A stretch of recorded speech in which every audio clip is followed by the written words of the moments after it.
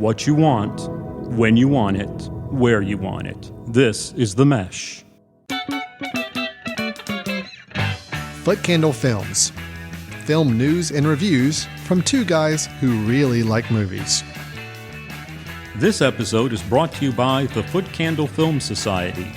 For a schedule of upcoming screenings and membership information, visit the Society's website at www.footcandle.org. Hello, welcome to Foot Candle Films here on the Mesh.tv podcast network. My name is Alan Jackson. With me, Chris Fry, we of the Foot Candle Film Society and the annual Foot Candle Film Festival, which just completed in September. So we're a little early pimping the one for 2025, but just know as the months go on, yes, you will start to hear us talk about the next year of the film festival, but that's all good. We're still in 2024. Yes. We have successfully finished this year's festival. So now we can shift all of our attention into movies that are coming out as if the festival wasn't already a lot of movies to watch, but now we're actually watching movies in the theaters that are coming out. So Chris, how you doing? I'm doing okay. That was okay. a lot of lead up for no reason. I don't understand. I'm doing okay. I'm curious. I think we did talk about the movie we're reviewing today. I think in a trailer topic. We did. Mm-hmm. Yeah, we have discussed this film. The film is going to be that we're going to be reviewing today is the latest from filmmaker Robert Zemeckis, starring Tom Hanks and Robin Wright. It is the film Here. And yes, Chris, I believe a few months ago we showed the trailer for this. We talked about this film. So I'm looking forward to getting into our review in just a minute. After the review of Here, we'll be going into a little bit of trailer tapas, our trailer section. We got two trailers to watch and then dissect and talk about for films that will be coming out in the coming months. And then I think Chris has an interesting recommendation for us this week as well in the Chris Fry patented film recommendation section of the podcast. So that is what we have on tap. Chris, are you ready to talk about Here? Yes. Yes. So such a interesting title for a film. It is. But it makes we'll get to why it makes sense. We will discuss that. So here, let's talk about Here.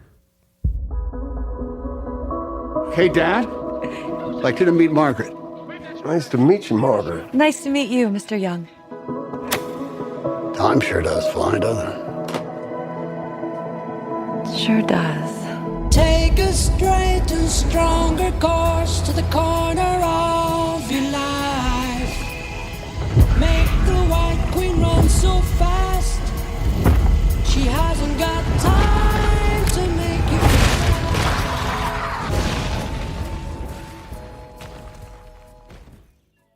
If I use the trusty IMDb, Chris, our favorite website that I use for researching and reading about films, the tagline for this film Here is a generational story about families and the special place they inhabit, sharing in love, loss, laughter, and life.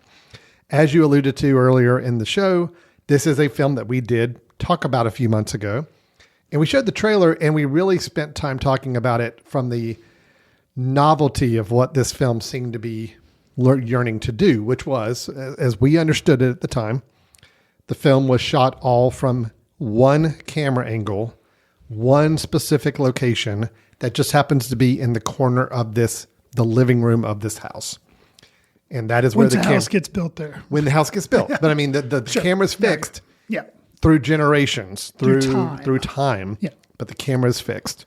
And we're watching everything transpire over many, many, many time periods, but predominantly within the 1950s to modern day time period where we're following some different families in different generations that all are living in this house.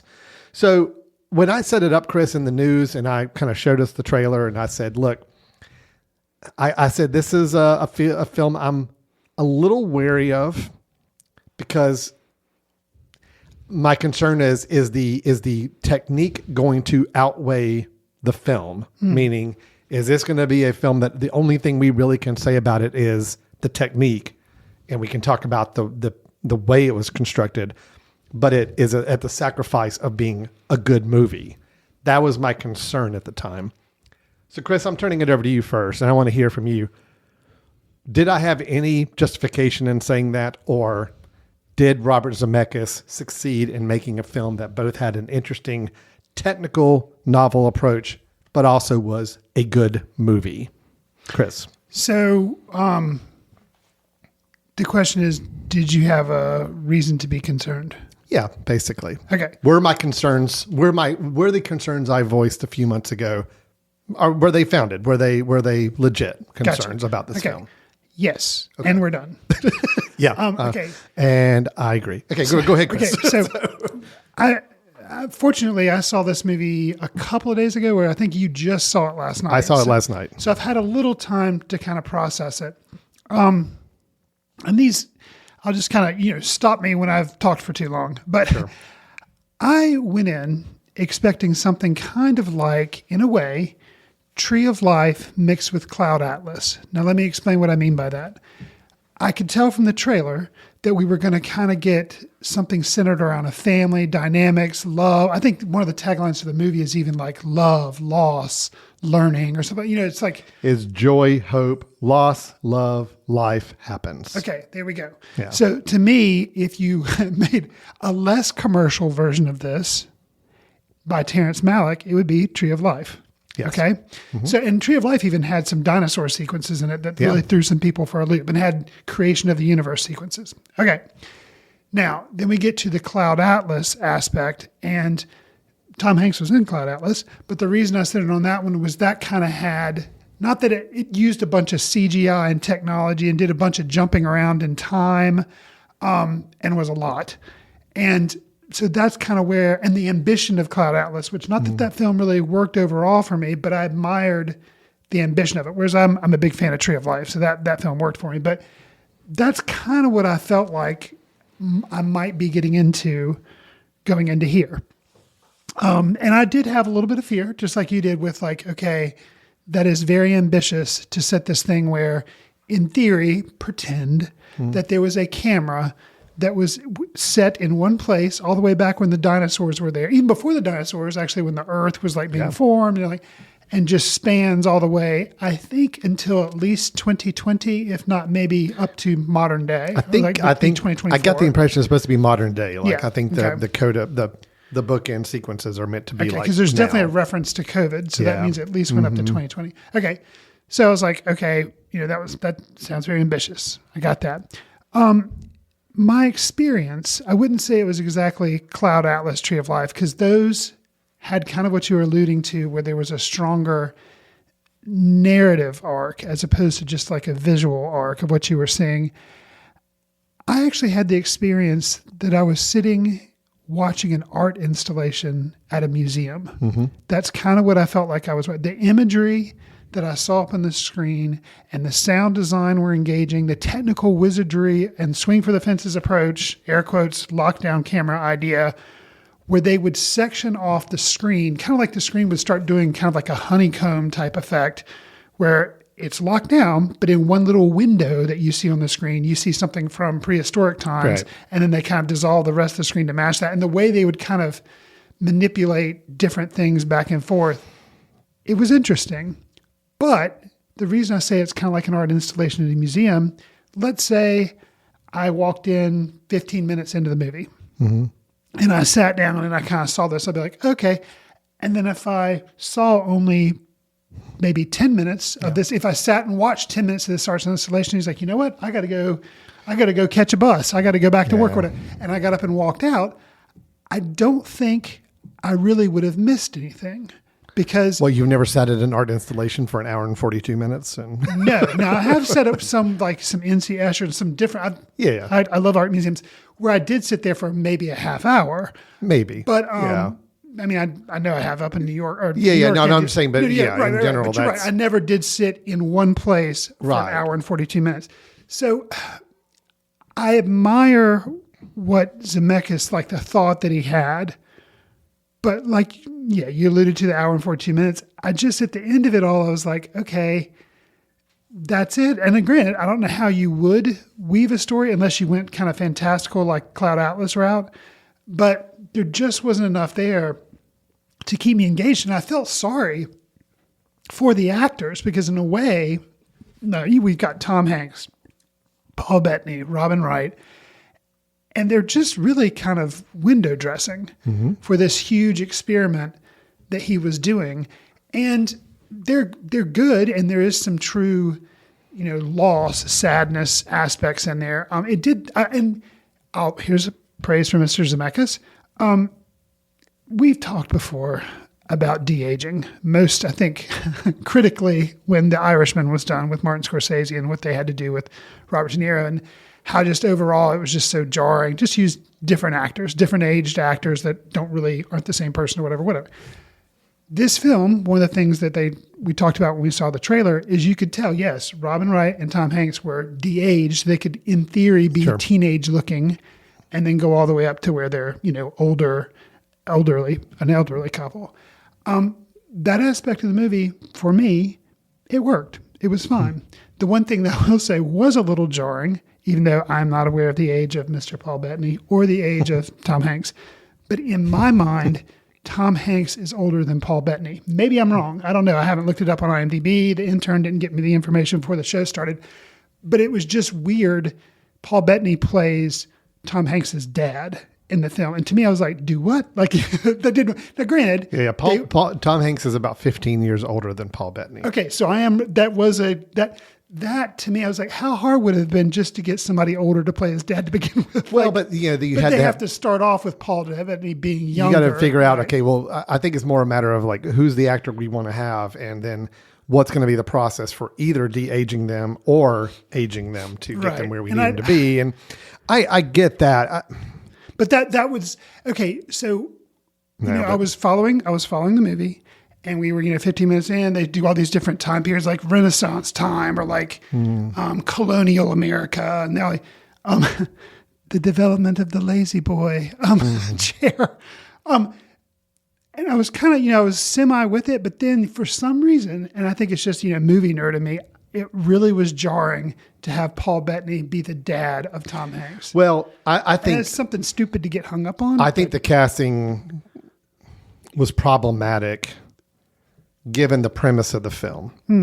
I mean, I'm going to go backwards and kind of give my view. Backwards, forwards, and all over the place. Right, all over the place. But just to hone in on the note about the Paul Bettany character. Okay. Yeah, I think it was a bad move to have Tom Hanks play a 18-year-old version of himself, de-aged, and Paul Bettany then in turn having to play a 70, 80-year-old version, and them coexist, and it didn't work for me at all. I thought it was actually poor decision making on how to set up the casting, but not the actors' faults. I didn't feel like it was a casting. Well, problem. all right, that's a whole nother point for me. Okay.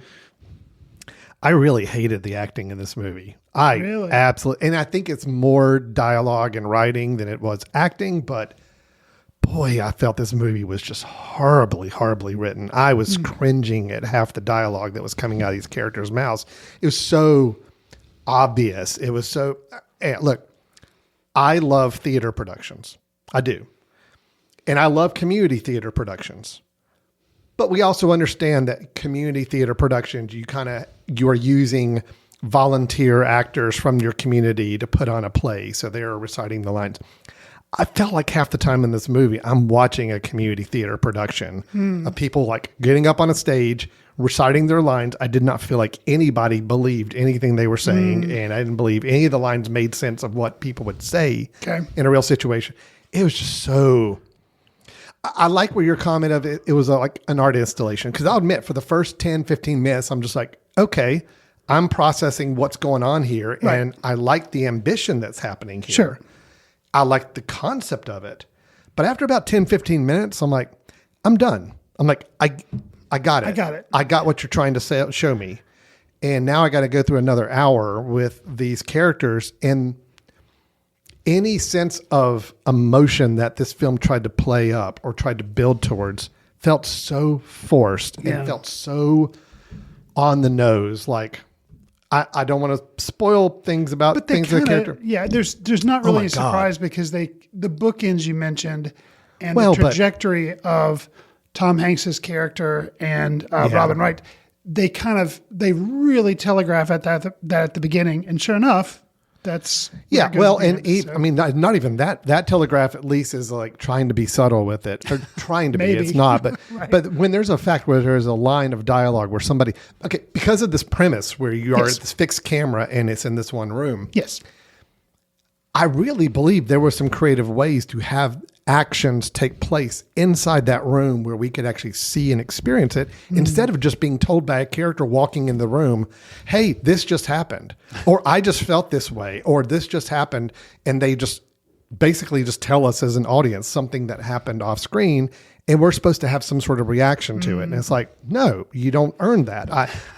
There's a way creatively in this premise to have things transpire in front of the camera that I can actually feel something about the relationships of these people. I can feel like I learn who these characters are without it just being somebody walking into a room and saying, hey, our daughter just got accepted into law school. And now isn't she brilliant? And she's great. She's turned her life so on such a positive path. I'm like, okay, I think there's a way I could have gotten that from you in the film without you having to basically walk in the room and tell me. Right. So there is just, I almost just kind of lost it when one character walks in the room and is like, a funny thing happened to me a little bit ago. I was standing somewhere and then I was forgetting where I was and type of thing. I'm like, oh my God. Yeah. Are you kidding me? It's like, you Okay. could not come up with some creative way to let me learn this about these characters, even in this forced premise you put us in, without it just being no, we're just going to write it. They're just going to walk in the room and tell somebody else this. And now we're supposed to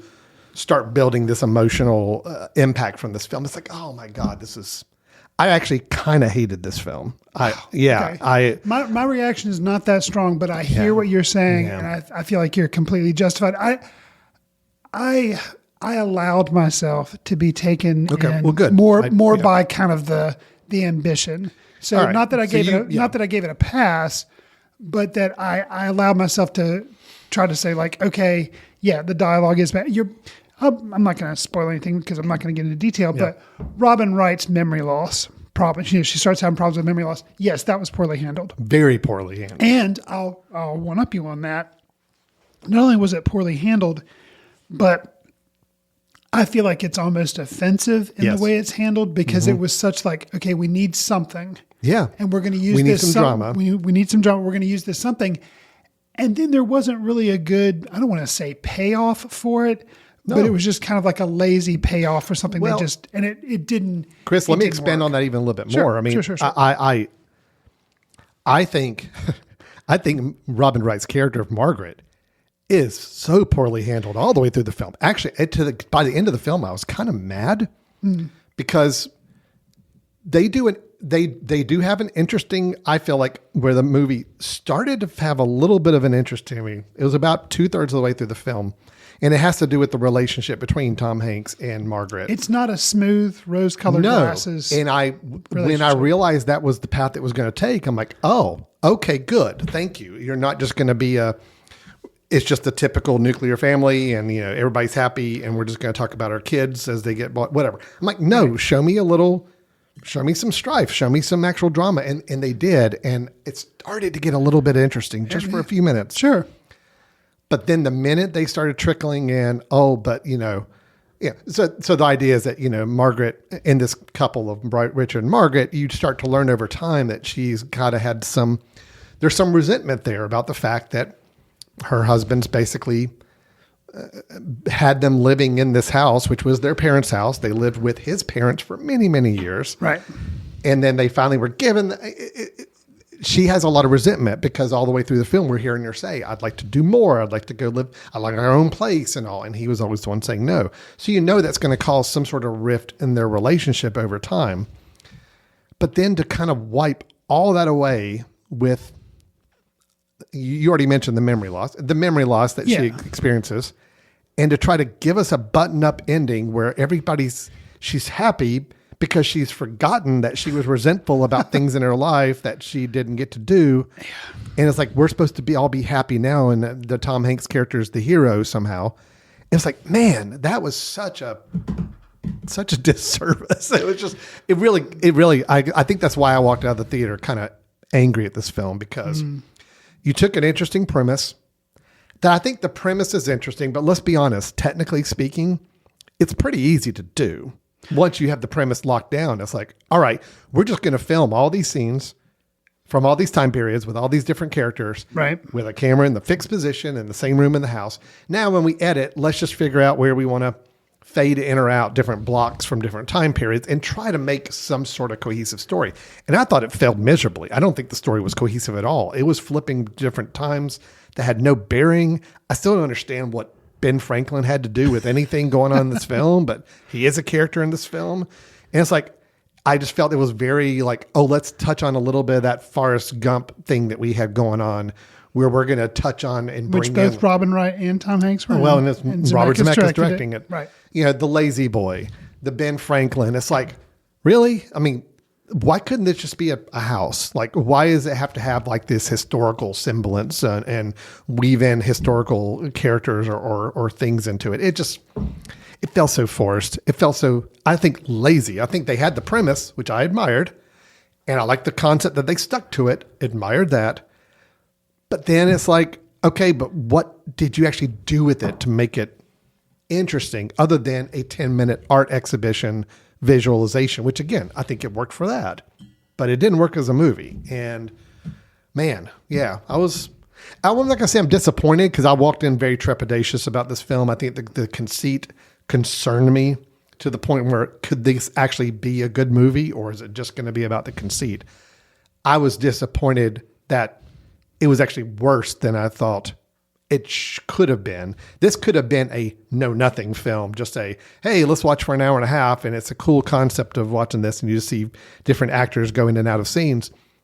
But to try to build the drama they built and to try to build the emotional impact that wasn't there, and then I think doing a real disservice to the story by the ending. I was actually kind of mad at it. So, all right, I've ranted enough. Well, I'll say, so likewise, you mentioned the whole Ben Franklin thing. I was left kind of scratching my head about that too, because how are they weaving what things they're showing us other than just to give us a break from the Hanks timeline, Hanks, Bettany, Wright timeline. Other than that, what purpose? And the Ben Franklin thing was confusing. And they had at one point Hanks and his son dressed up as Ben Franklin at a Halloween party.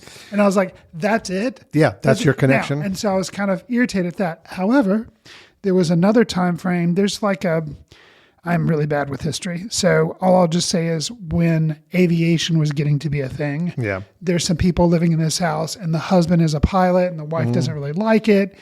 And she's always worried about safety. He takes the daughter up in a plane at one point. She's just like chewing him out. Like, how did you know you weren't going to die and everything? Well, we see a scene where he's dead and everyone in the theater, you just seem like, okay, he died in a plane crash. And no, he actually died of the flu. Yeah.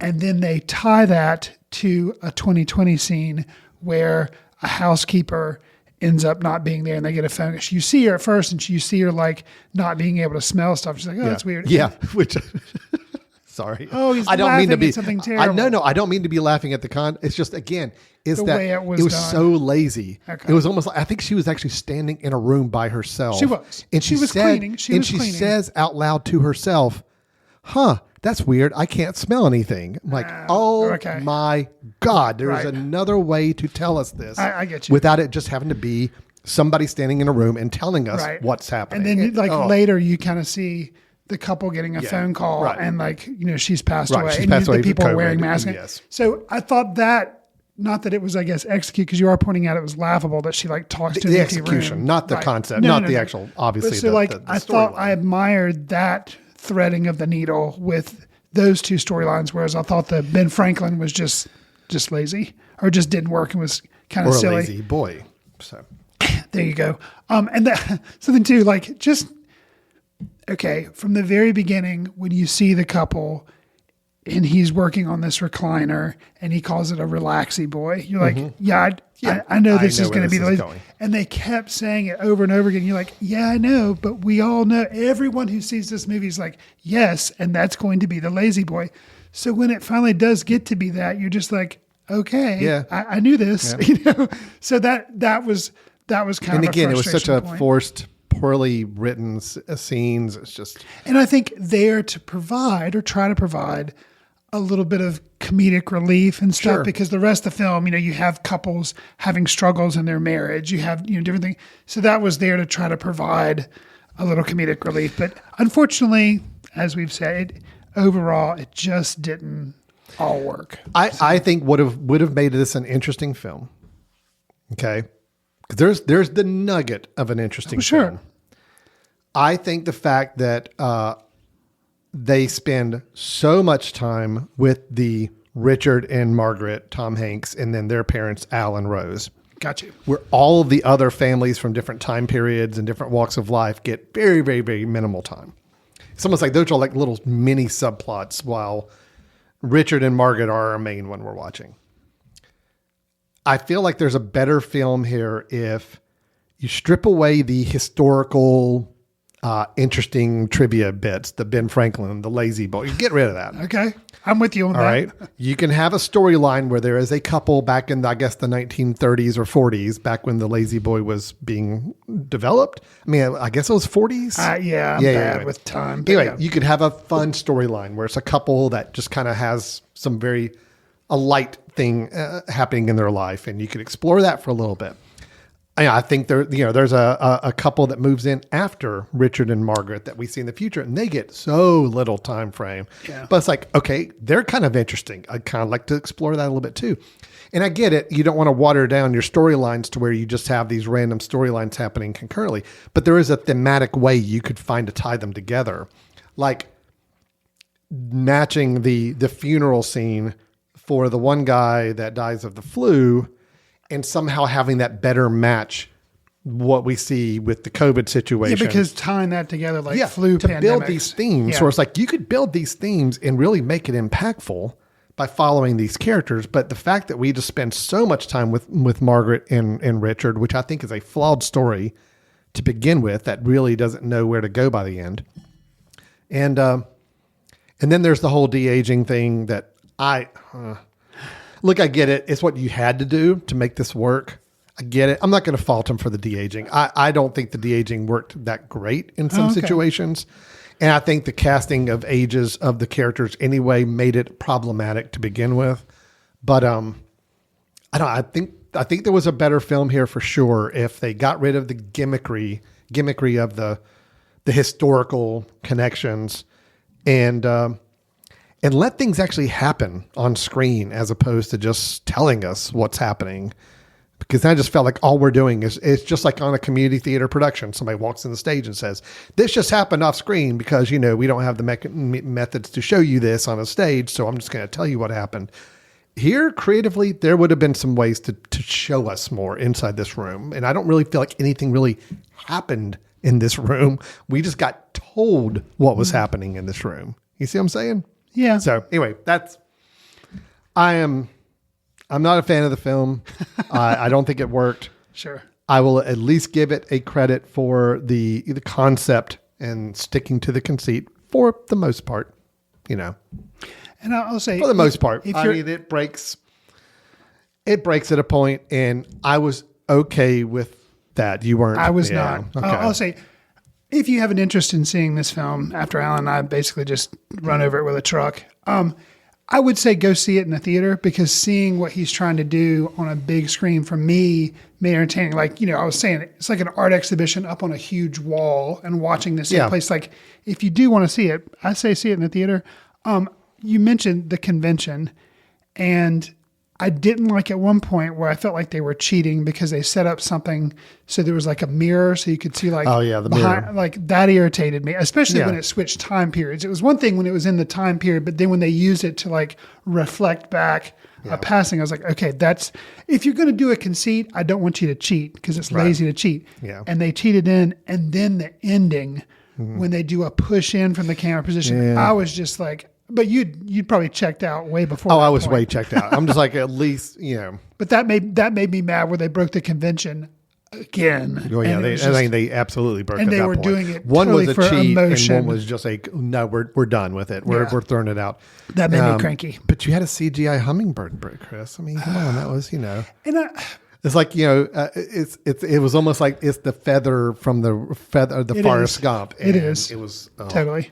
And I like he's made a lot of films that I really like. Oh, yeah, I absolutely. liked Castaway. I liked, you actually champion Forrest Gump more than I do. I still think Forrest Gump has flaws, but I think ultimately it's a good movie. We both love Back to the Future. Oh yeah. I remember recommending on an earlier show a long time ago, Flight, the Denzel Washington. Yeah, Zemeckis that I've movie. never seen, but yeah. Man, it's great. Yeah. So he can make good films. I just, sometimes I think the visuals kind of get away or take up too much of his directing mind, and then the narrative falls down. Well, you think about it, a film like Flight, I have not seen it, but I know the premise and the idea of the film. And I know that there is a sequence that uses a lot of technology and all. Right. Okay.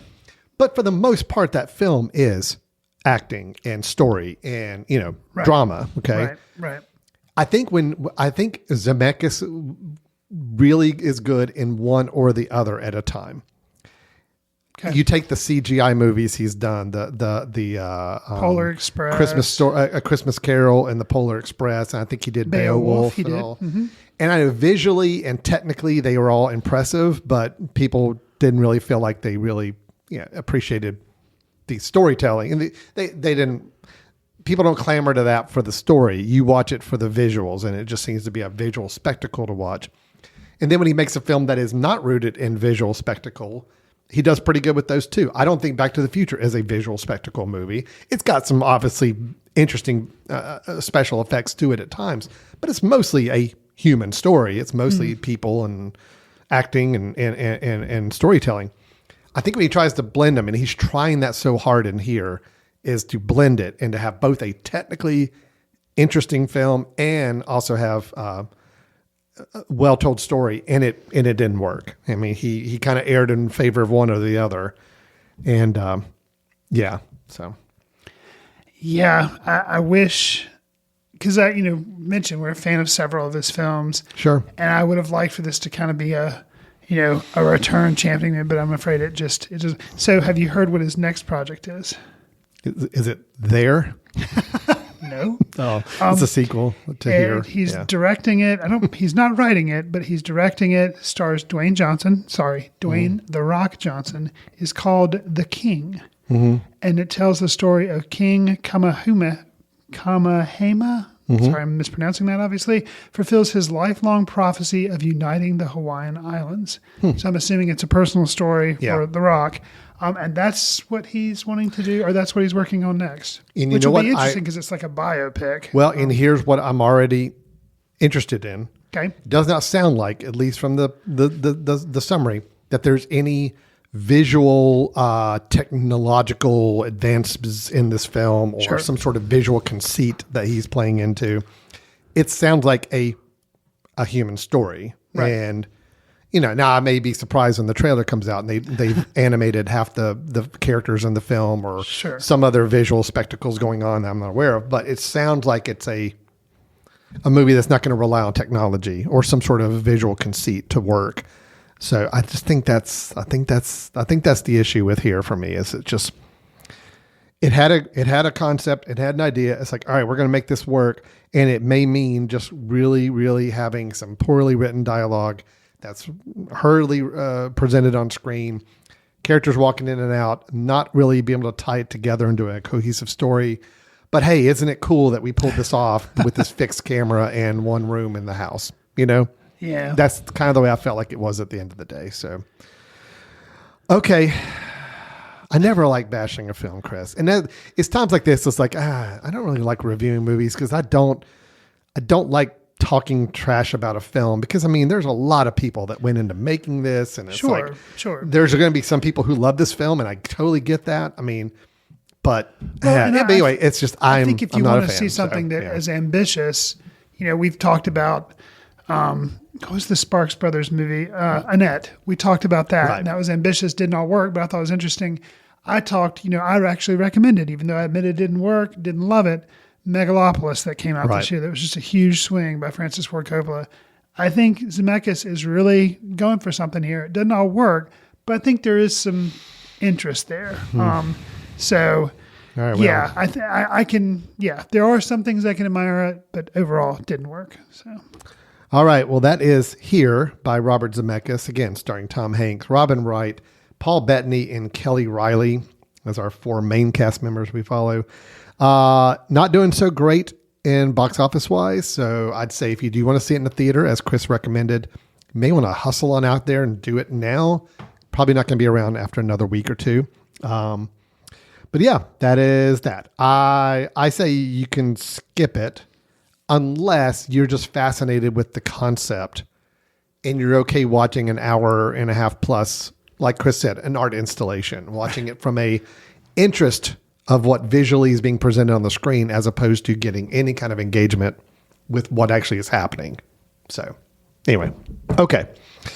Chris, let's take a quick break. When we come back, we've got a couple trailers in our trailer tapas section to go through to share with the audience and play audibly for the audience. And then we will talk about the said trailers. And of course, we encourage people to go watch the trailers themselves if they hear it and it sounds interesting, and then play back our feedback and see how you match your opinion stars.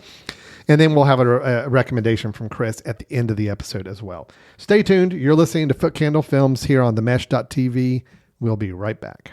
This podcast is sponsored by Jackson Creative, a custom communication agency located in downtown Hickory, North Carolina, specializing in online content creation. To learn more, visit thejacksoncreative.com. Jackson Creative, we tell your story. Welcome back to Foot Candle Films here on the Mesh.tv podcast network. We had our review of Robert Zemeckis' Here. Luckily, I don't think our editor is going to include all of my ranting during the break about the film, although maybe we should release that at some point as like a little bonus episode or something bonus at rant. the end. Yeah, it's just I kind of got back on my rant. I apologize, Chris. I didn't mean to fill your ear with fair. my anger and vitriol towards the film, but I got madder actually the more I started talking about it. So it's probably good we're moving on, and let's talk about some other things. Sure.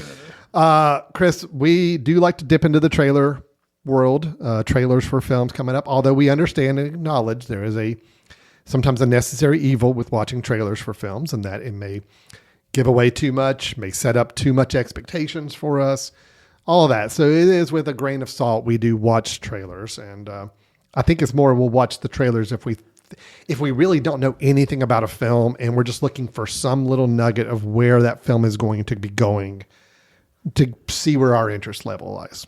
And I think that's going to fit for these 2 trailers we're going to talk about today as well. Chris, do you want to, you suggested one of these, which I completely agree. I think is one we should watch and talk about.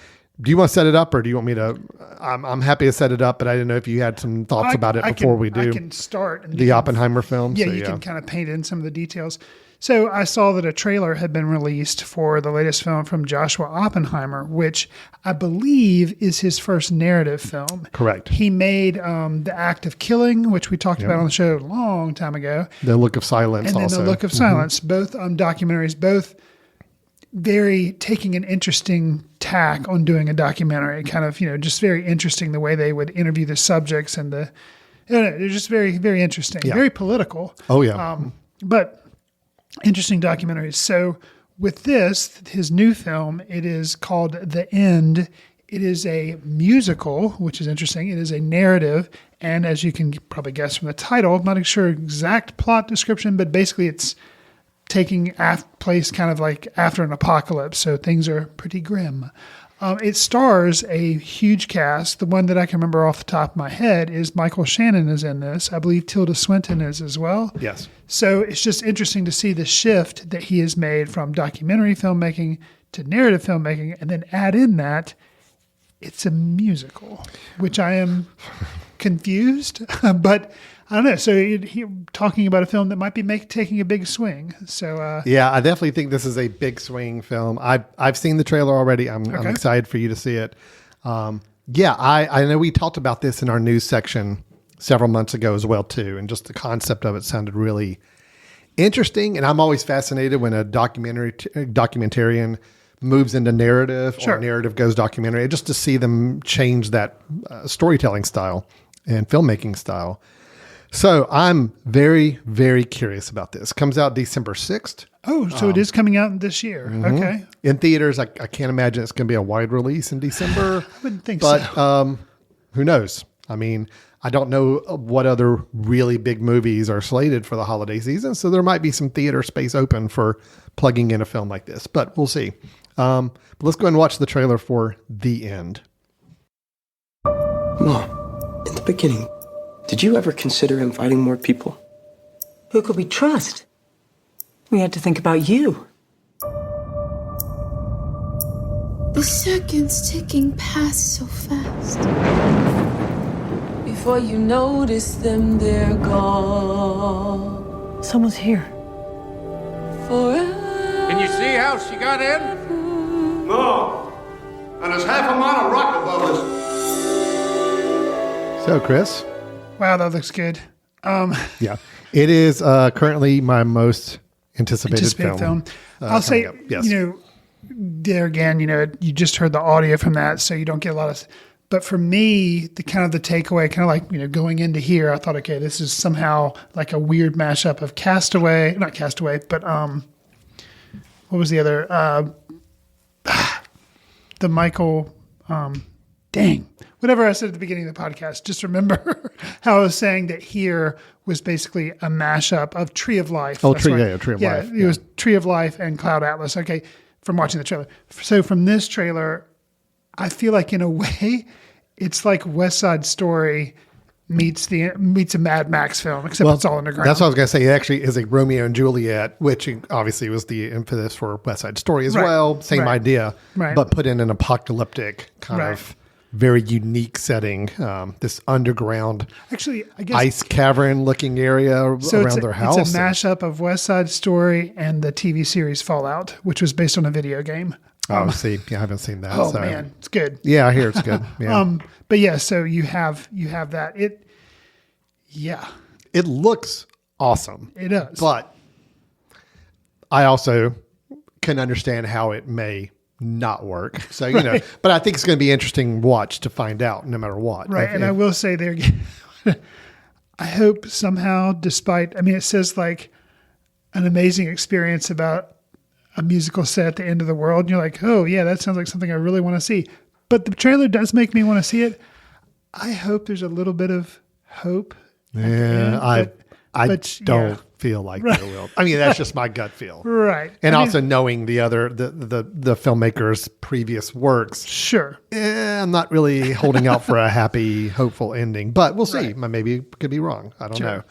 I just think the premise, the end, the conceit, it all looks really interesting. And I like the actors. I can't wait to hear Michael Shannon sing. I think that's going to be fun. So, And Tilda Swinton, yeah. Yeah. And I feel like I've heard her sing before. Okay. I'm cool with that. But Michael Shannon is not somebody I could expect doing a musical. But and the two other leads that play the young man and the young woman, not familiar with the young woman.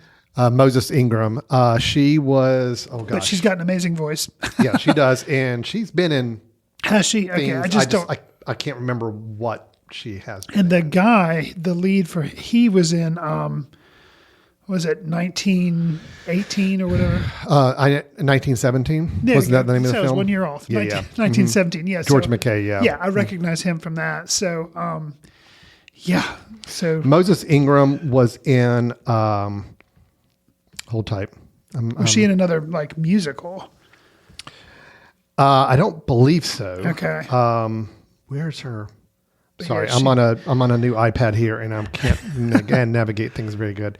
I know she was in. Did you watch the Obi-Wan Kenobi TV show? Yes. She was the bad the villain in that. Oh, okay. Inquisitor Reva. Yeah, okay. And she was also in The Tragedy of Macbeth. Okay. She was Lady Macduff in that film. Okay. And I think she was also in the Queen's Gambit, that TV show. Okay. So she's been a few things, but this will be her. And all three of those were good performance, but this is going to be, I think, more of a center screen time. So cool. Agreed.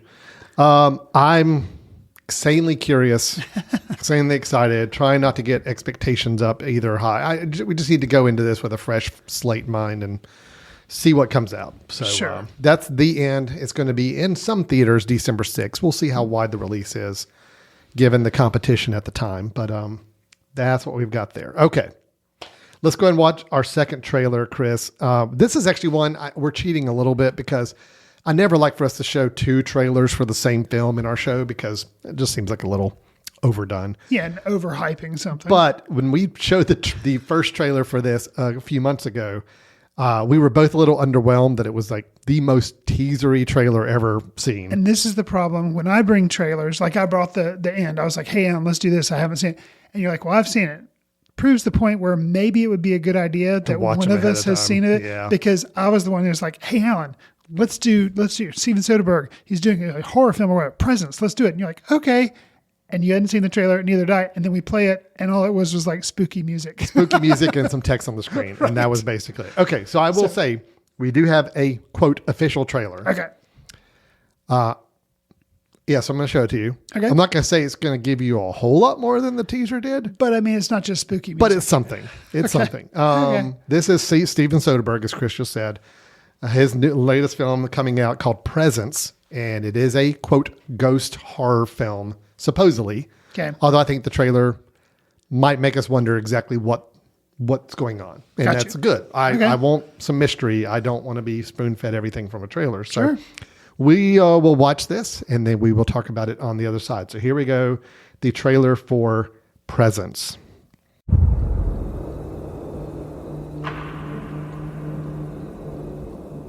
What's it like?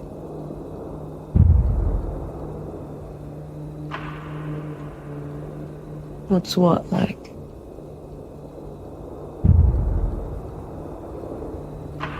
I never had anybody die.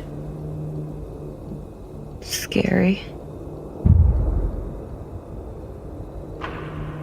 And it goes on. What do you mean?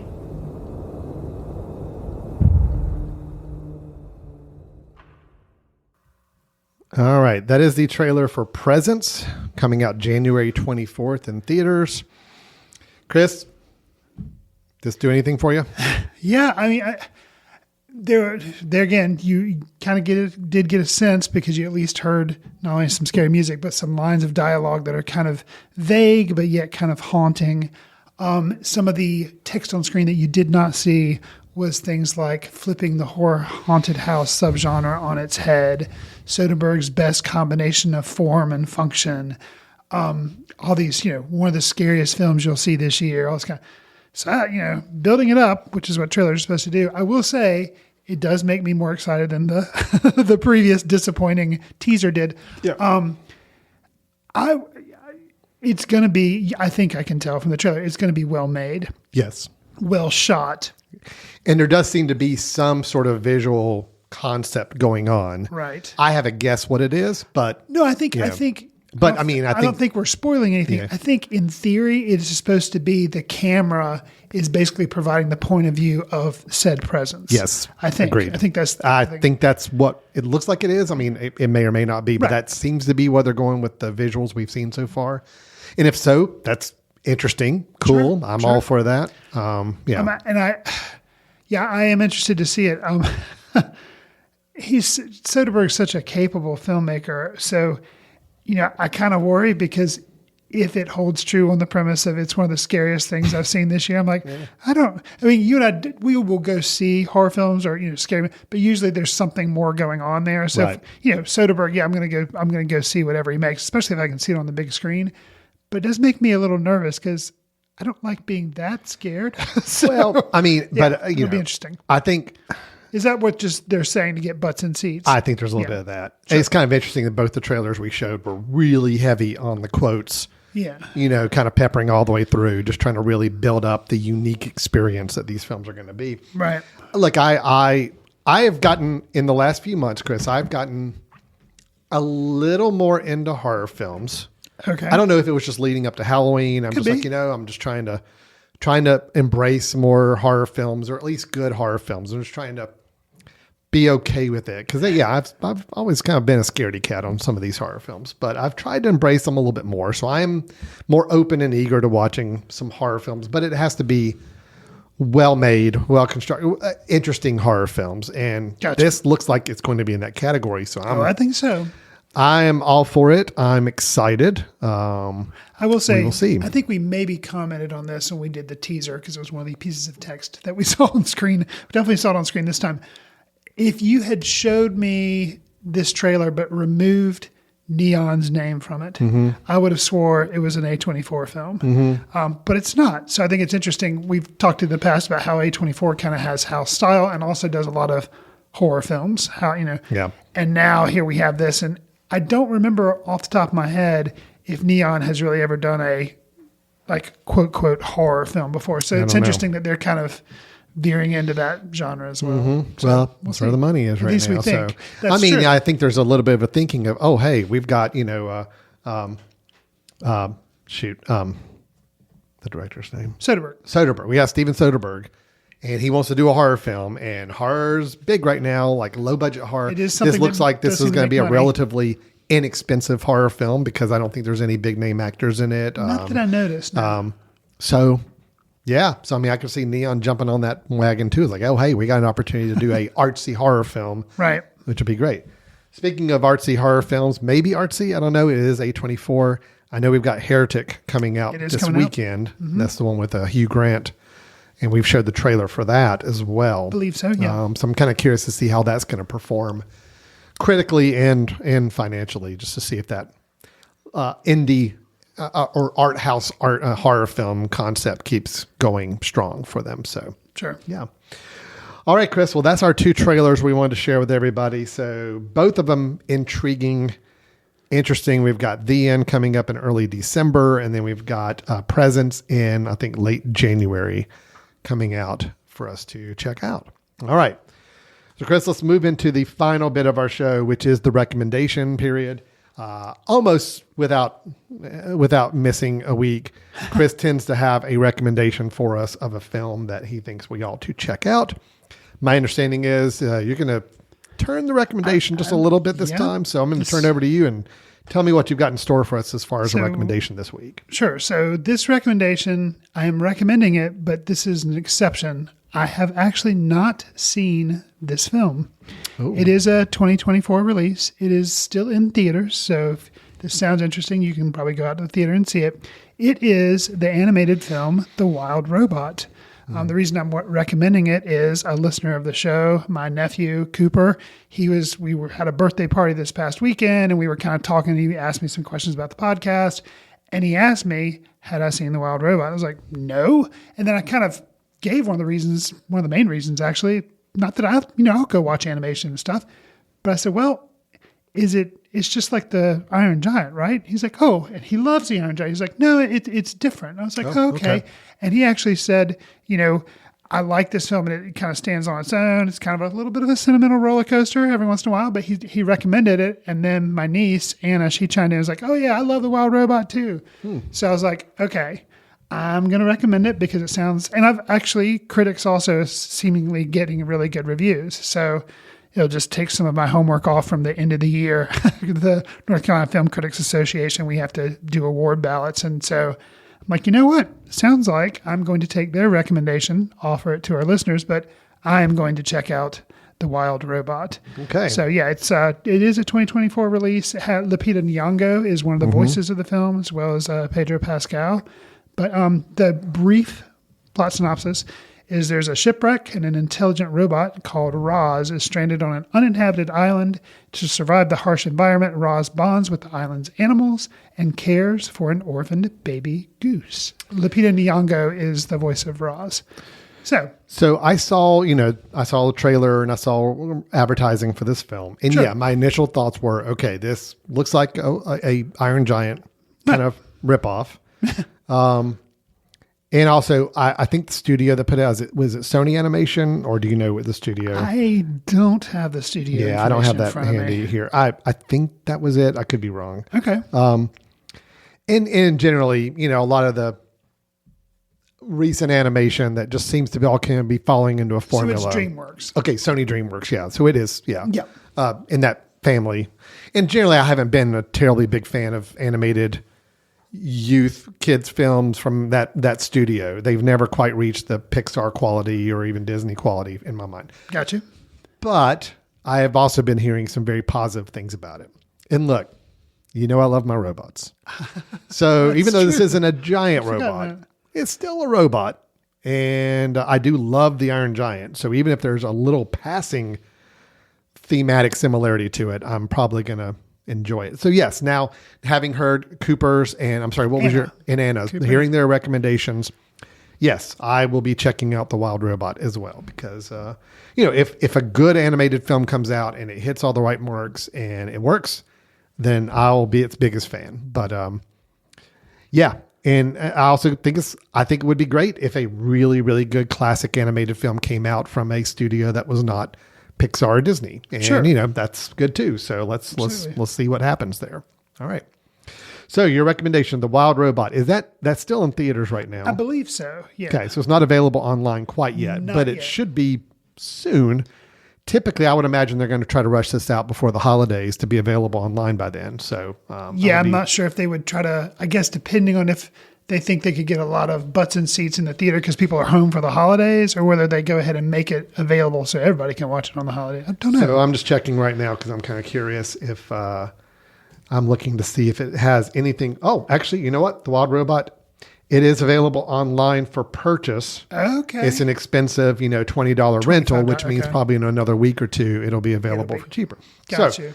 if you're looking for something as you go into the holidays, I think definitely come Thanksgiving time, it probably would be available for a rental. Maybe. And that might be a good watch. So, all right. The Wild Robot is DreamWorks animated film being recommended by Chris's family members. And thank you for the recommendation. My niece and nephew, yeah. You're training your family That's to be right. recommenders of films just like you are now. So that's Absolutely. Good. Awesome. All right. Well, that is going to wrap it up for today. We had our slightly scathing review of here. I mean, scathing from me for sure. I think Chris gave it a little more grace than I did, a little more credit, but we both ultimately were not a fan of the film. Right. And then we had our trailers for The End and also the trailer for Presence, both coming out in December and January. And then The Wild Robot, available in theaters now, but also should be available online for rental here in the coming weeks, it looks like. So, all right. Chris, if anybody has any feedback for us, thoughts, questions, ideas, or their own recommendations they'd like to share with us. See, I want to open it up to recommendations from other people too, because Sure. it takes a little pressure off of us. True. If people can give us a recommendation of a film, I'm I have no problem You with want to give us a sharing that. recommendation, even if it's a film we haven't seen? Yeah. Write us in, tell us the title of the movie and kind of like what you liked about it, which is kind of what Anna and Cooper did. And yeah, we will absolutely give you a shout out on the Be show. happy to do that. So Chris, how can they do any of that? So you can, sorry, Andrew, you're probably gonna need to take that out. Okay. All right, coming back. 3, 2. You can send an email to info@footcandle.org. You can follow us on Twitter @FootCandleFilm, Facebook, Foot Candle Film Society, Instagram and Threads, just simply Foot Candle Film. Al and I are on Letterboxd, where we try to track what we're seeing and leave quick takes. Do us a favor, if you like the show, consider writing a review, share with friends on whatever service you receive your favorite podcast on, because it'll help us reach new listeners. Last but not least, Al mentioned at the top of the show, it's our job, one of our many jobs. The 2025 Foot Candle Film Festival will be happening September 19th to the 28th. Yes, that is a long way away. It's, almost a year away. Put the date on your calendar. Come join us for the festival. And if you are a filmmaker and you have a film or a screenplay that you'd like to submit for competition in our festival, check out our listing on Film Freeway. That's how you can do. And if you enter before January 1st, you get like the early bird discount. So don't pass that up if you're a filmmaker. Okay. You've heard the man. You got some jobs in front of you, filmmakers, to submit your film. And everybody else, go ahead and just put down the last weekend of September 2025 on your calendars, because we will be having a festival then, and we expect you to be there. So, all right, that'll wrap us up for today. Thanks, everybody, for listening. We will look forward to talking to everybody next time. Take care. See you in the ticket line. Watch films in the company of like-minded people in the dark. Watch films in the underground. We won't let anyone know where you are. The films that don't make it to Carmike at the mall, or ones that were famous when Grandpa would watch films out of the reverence of the heritage of an art.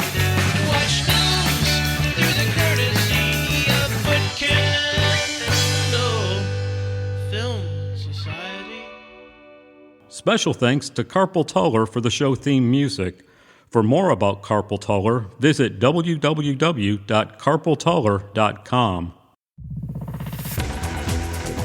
You've been listening to The Mesh, an online media network of shows and programs ranging from business to arts, sports to entertainment, music to community. All programs are available on the website as well as through iTunes and YouTube. Check us out online at themesh.tv. Discover other network shows and give us feedback on what you just heard.